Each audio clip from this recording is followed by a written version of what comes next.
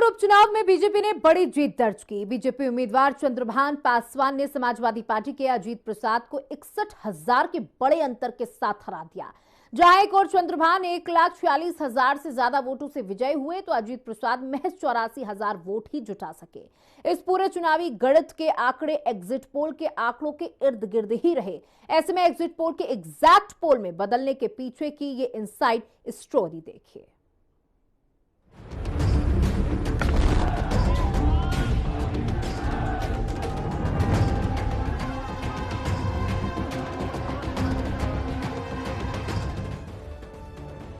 मिल्कीपुर में बीजेपी की हुई बड़ी जीत, धड़ाम हुए सपा सांसद के बेटे अजीत। समाजवादियों की साइकिल हुई पंचर, खूब चला योगी की सेना का हंटर।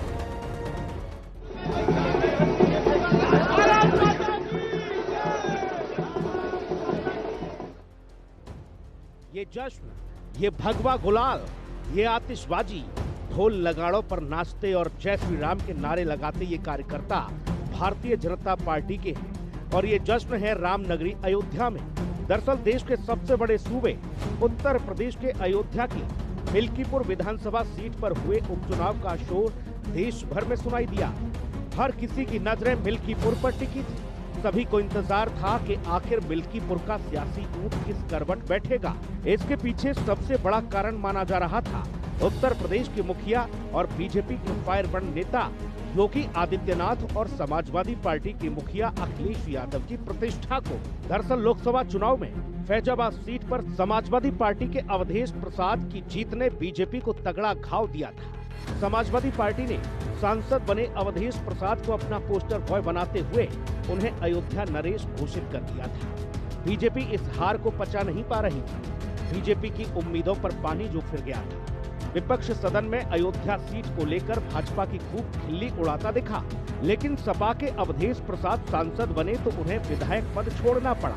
अवधेश प्रसाद के पद छोड़ने के बाद खाली हुई मिल्कीपुर विधानसभा सीट पर बारी थी उपचुनाव की, जिसमें बीजेपी की ओर से सारा दारोमदार मुख्यमंत्री योगी आदित्यनाथ के कंधों पर था, तो दूसरी ओर समाजवादी पार्टी के मुखिया अखिलेश यादव के कंधों पर।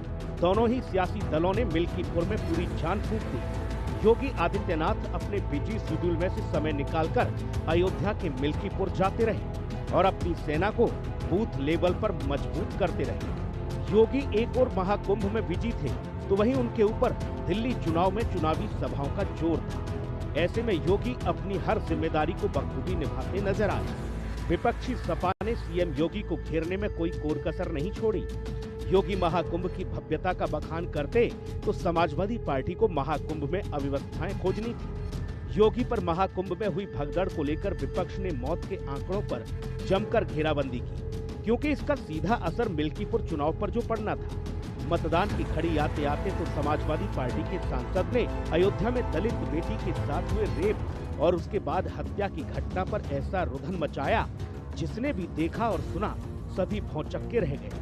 क्योंकि नेता भी अपने वोट बैंक को ध्यान में रखकर अक्सर अपनी प्रतिक्रियाएं देते हैं, लेकिन यहाँ शायद सपा सांसद को लगा होगा कि उनके आंसुओं को देखकर जनता का कलेजा पसीज जाएगा और उनके पक्ष में वोट पड़ जाएगा।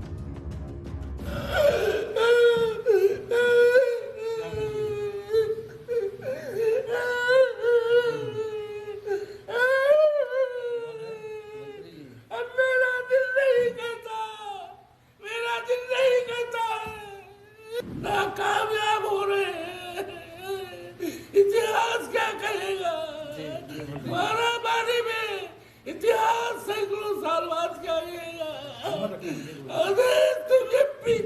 आप बहुत लड़ाई लड़े हैं मंत्री। कैसे बिटिया के साथ ये हो गया? मर्यादा पुरुषोत्तम राम कहाँ हो? सब साथ में हैं। कहाँ हो? सीता मैया कहाँ हो? लेकिन ऐसा हुआ नहीं। दरअसल सांसद साहब ये भूल गए होंगे कि जब एक दलित नाबालिग बेटी के साथ समाजवादी पार्टी के नेता ने रेप की घटना को अंजाम दिया, उस बच्ची को गर्भवती तक कर दिया था। उस पीड़ित परिवार के आंसू पहुंचने के लिए समाजवादी पार्टी का न तो सांसद और न ही कोई नुमाइंदा, उस पीड़ित परिवार की चौखट पर आंसू पहुंचने के लिए समाजवादी पार्टी का कोई भी नुमाइंदा नहीं पहुंचा।